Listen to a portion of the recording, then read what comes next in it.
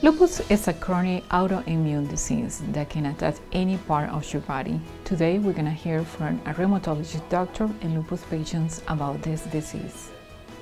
Hi, Mr. Bata. Hi, I'm Dr. Alturk. I'm one of the rheumatology doctors. Thanks for coming in today. Nice to meet you. Nice to meet you too. Thank you. So what brought you in today? I was diagnosed with lupus, and I'm looking for a new doctor. Okay. Thanks for coming to our clinic, and we'll take care of you here. So tell me, how long the diagnosis of lupus, when was it established? I was 19 and I'm 40 now, so a little bit over 21 years. Yeah, okay. And what symptoms did you have? I had the butterfly rash. Okay. And that's what I went to a dermatologist. Dermatologist did some lab work and referred me to a rheumatologist. Okay, so your first symptom was the rash over your face. Correct. Did you have any issues related to your joints, like joint pain, swelling on the joints?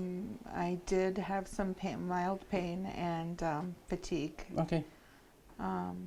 Okay. And then later on, I did have a flare-up, which caused me to be hospitalized shortly after being diagnosed. Okay. So the three symptoms that you described so far related to lupus is the butterfly rash, the rash over the face, the fatigue, and some joint pain. I want to ask you about other symptoms that could be related to lupus. Have you ever experienced pain in your chest when you take deep breath?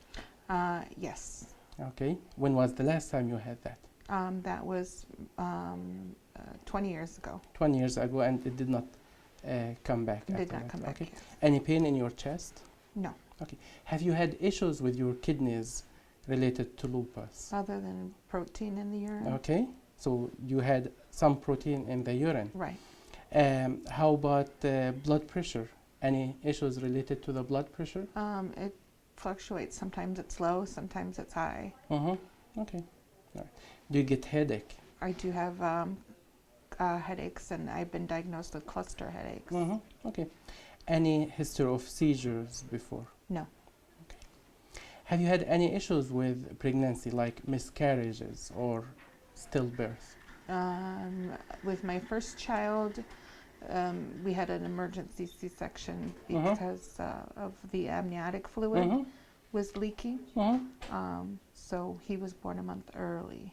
And that's, so far that's it. Okay. Any skin issues like sun sensitivity? When you go outside and you are exposed to the sun, do you break out in hives? No. Okay. And have you had any clots in your legs or in your lungs? No. Okay. All right. So just to summarize, you have this diagnosis of lupus for the last 21 years. Yes. It started with rash over your face, and you called it butterfly rash, and you had some joint pain and fatigue. Yes. And you have a little bit of protein in the urine as you described. Correct. I want to ask you about treatment for lupus. What treatment did you have before? I've been on prednisone. I had Cytoxin treatment. I've done the Plaquenil. And that's about it. Okay. When was the Cytoxin treatment? 20 years ago. 20 years ago. Okay. And do you still have menstrual cycles? Did you have issues with menses after the Cytoxin? No. Okay. So menstrual cycle was still regular? Yes. And there was no problems? Correct. With that. Okay. All right. Thank you very much. And now I want to examine you, if that's okay with you. Okay. Okay. What I would tell somebody who has been recently diagnosed with lupus is to do your research. When I was diagnosed, I wasn't quite sure what lupus was, and I felt like it wasn't that serious, which in some cases it can be not as serious as it is in other patients. But I would suggest doing your research, doing online research, book research, and just really getting to know what's going on with your body. Know when something's wrong, when you're feeling well, when you're feeling under the weather, and writing it down in a journal so that you know for future reference. So that's what I would suggest to those who are just being diagnosed with lupus. Hi, Mr. Kalasic. I'm Dr. Al-Turk, one of the rheumatology doctors in town. Thanks for coming in to our clinic today. So what brought you in? I was diagnosed with subacute cutaneous lupus, and I've been having problems concentrating. I have a lot of malaise. I feel like I have the flu all the time. A lot of fatigue, to where I have a hard time getting things done around the house. Being around loud, obnoxious people or crowds flares it up to a point where I have a lot of facial pain, a lot of eye pain. My headaches are like a brain frying, burning headache. The outside of my ears hurt. If I push myself to work hard, or if somebody else pushes me to hurry, that flares it up. I could go on and on and on. Yeah. Mr. Kalasic, I want to ask you some questions, if that's okay with you. So tell me how long these symptoms have been going on. When did your cutaneous lupus and the fatigue, when did these symptoms come out? In early 2013. So just a few years ago, 4 or 5 years ago. Before that, you were healthy, no issues? Right. I was always outside. Okay. Is there any other family members with lupus, or you are the only one? I'm the only one. The reason I'm asking you is that, you know, lupus is not very common in men. It's more common in women.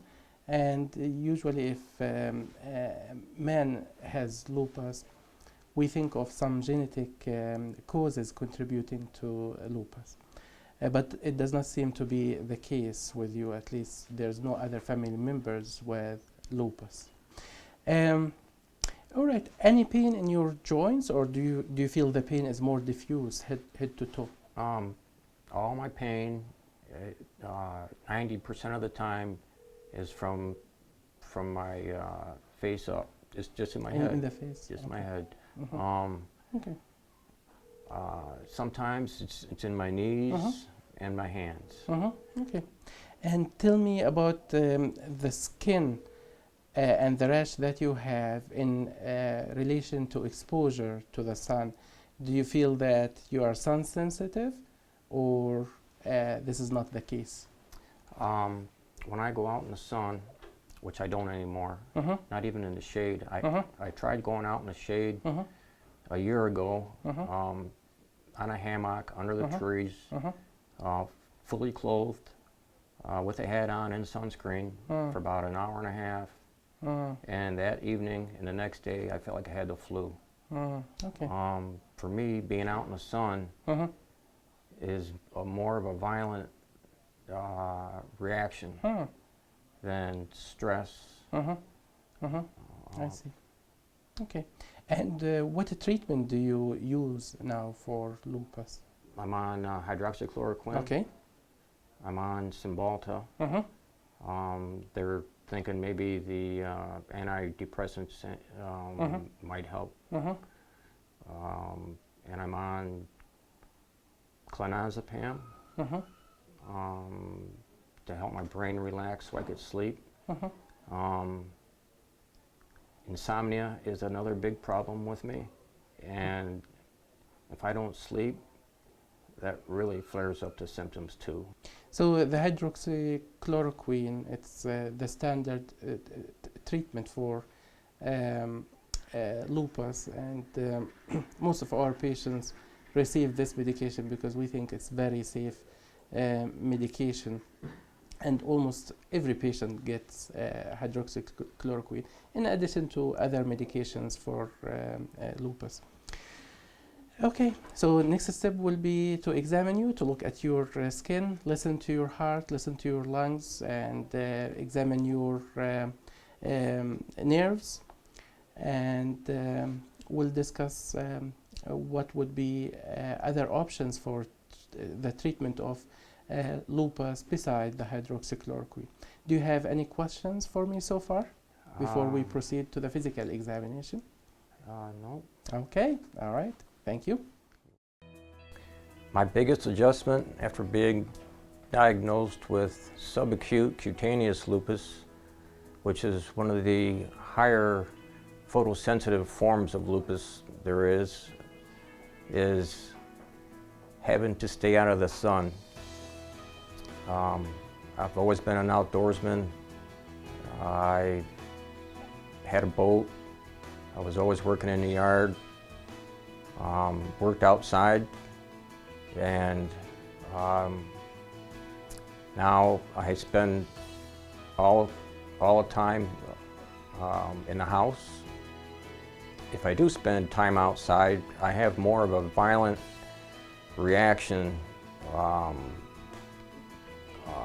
flu-like reaction. My face burns and aches. My eyes ache. My headaches are more like a brain frying, burning feeling. I have the chills, the fatigue, and the fatigue will last a week. I deal with a lot of brain fog, and just trying to think of what I want to say, I can't think of the words. Brain fog is also one of my terrible problems. I deal with a lot of them. Lupus has really changed my life as far as being with friends, trying to think, trying to concentrate. I spend a lot of time at home by myself. Since a very young age, I started having symptoms where I felt very tired, very low energy. I felt that I couldn't do a lot of things that a lot of people my age could do. And I went to many doctors through many years to talk about different symptoms. Some doctors told me that it was in my head, that I needed to see a psychologist. Some doctors told me that I just needed to take more ibuprofen and try to sleep more, and that I would be okay soon. Other times I was told it was the flu. And I was told many, many different things, but nobody had taken the time to figure out what was behind all of it. It wasn't until recently that I found a new doctor who decided to do an ANA test, which came back positive. She referred me to a specialist who found out that I had lupus. I'm hoping that one day there will be a cure, and I'm hoping that the treatments only continue to improve. There are new symptoms that I keep developing, and that's something that my doctors are keeping an eye on. And I'm very grateful for the team that I have. But I wish that I could do things as any normal 20-year-old could do.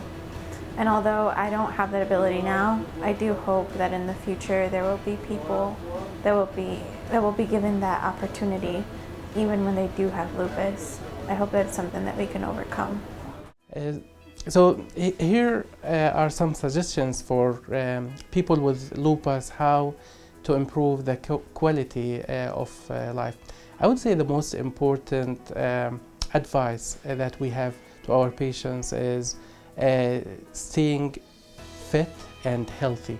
This is very important, especially considering that some of the medications that we use such as the prednisone, it can cause an increase in weight. So staying fit and healthy is very important, and staying engaged in doing physical activities. So that will help in losing weight, and in addition to that, we know that lupus is what we call pro-atherogenic disease, which means it accelerates atherosclerosis, and it's associated with an increased risk of heart attacks and strokes. And staying fit and healthy will help in decreasing the risk of atherosclerosis. So this is very important thing to consider. Exercise, eating healthy diet, avoiding high cholesterol meals, and avoiding processed food. The other question that we receive from our patients is that how can I prevent lupus? Unfortunately, there's nothing that we can do to prevent lupus, because first of all, despite the tremendous interest in the lupus research, we don't know what's the cause for lupus. So if we do not know what's the cause, we do not know how to prevent this cause, and how to prevent lupus is really something that we did not reach yet. But I have some suggestions how to prevent flares of lupus. So if you have lupus, we can certainly prevent the flares by avoiding things like sun exposure. We advise our patients when they go outside to have a hat and to wear long sleeves and to use sunscreen. These methods, simple methods, but they're to some extent effective in reducing flares of lupus. Beside that, there's some medications that we should avoid, such as sulfa medications. They have been associated with flares of lupus. The third point that I want to talk about is new advances in lupus. We're excited to see that there's really significant interest in lupus research, and actually this has been translated in the last few years in terms of medications available to our patients. So now we know more about our immune system and the cells and subsets and subsets of these cells, and now there's medications in the market to tackle specific molecules or receptors on these cells, and that helps lupus. An example is belimumab. It's a new medication, infusion medication available for lupus patients, and it helps in decreasing the activity of lupus and decreasing the dose of prednisone that we use, and hopefully with time maybe we can eliminate using prednisone, but for the time being I would say prednisone use is very common. It's one of the helpful medications that we have, despite all the side effects that we are aware of, such as the weight gain, as I mentioned before.